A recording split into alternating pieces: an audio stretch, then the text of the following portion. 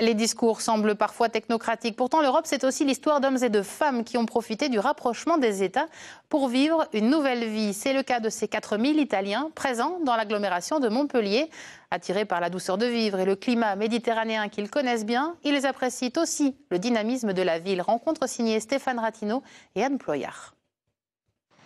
Il y a une altérité méditerranéenne, et même si les sons sont ici moins chantants qu'au-delà, il y a une évidence, un cousinage dont l'esprit se plaît à mêler, et caractère italien et tempérament montpelliérain. Une maison commune en quelque sorte, dont Gioia sait les points de correspondance. Cette Italienne, qui a grandi au Maroc, vit ici avec son époux montpelliérain depuis 20 ans. Elle apprécie la délicatesse et l'élégance d'être de la capitale du Languedoc.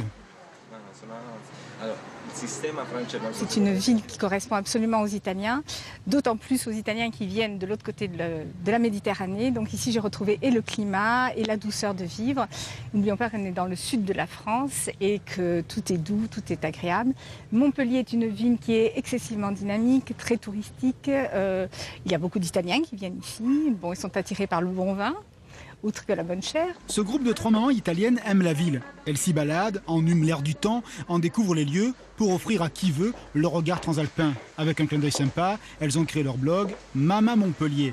Un site pratique, agréable, avec son agenda, ses coups de cœur, mais aussi ses conseils pour les nouveaux arrivants. Le début d'un projet beaucoup plus large. Ce blog, c'est pour promouvoir la culture italienne à Montpellier. Et la chose sympa, c'est qu'on teste tous les endroits sur Montpellier et on donne notre avis avec une touche tout italienne. À la suite, on souhaiterait créer un centre de culture italienne où on proposera des cours d'italien, de cuisine italienne et des activités variées. Montpellier, ville internationale. Dans l'agglo, plus ou moins 4000 Italiens. Depuis 20 ans, inlassablement, Danilo parcourt la ville, la région. Responsable de la chambre de commerce italienne et consul honoraire, il a fait de ces 2 territoires sa patrie du sensible. Plus encore, il a créé de nombreuses passerelles dans le monde économique, à tel point que l'Italie est devenue aujourd'hui un partenaire important du Languedoc-Roussillon. Il y a encore un marché à prendre en Italie, un marché à prendre en France. Il y a encore des choses à découvrir, surtout pour les petites et moyennes entreprises. Et je parle des produits niches.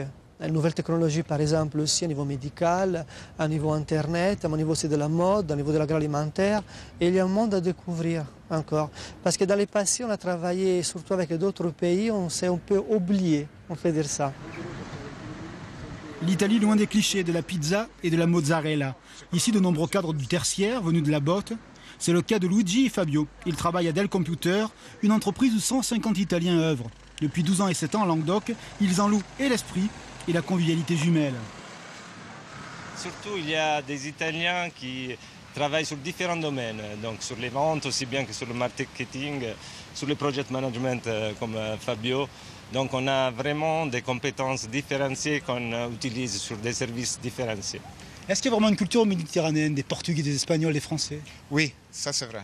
Moi, par exemple, mes amis ici à Montpellier, la majorité sont des Espagnols, des Italiennes, bon, des Français aussi, c'est vrai, on s'est intégré, mais ouais, il y a un mélange de tout et c'est pas mal. Un heureux cousinage entre Montpellier et l'Italie, fait de culture et d'esprit d'entreprendre, la modernité d'être avec de belles racines communes et historiques, la Méditerranée al dente a développé, sans nul doute.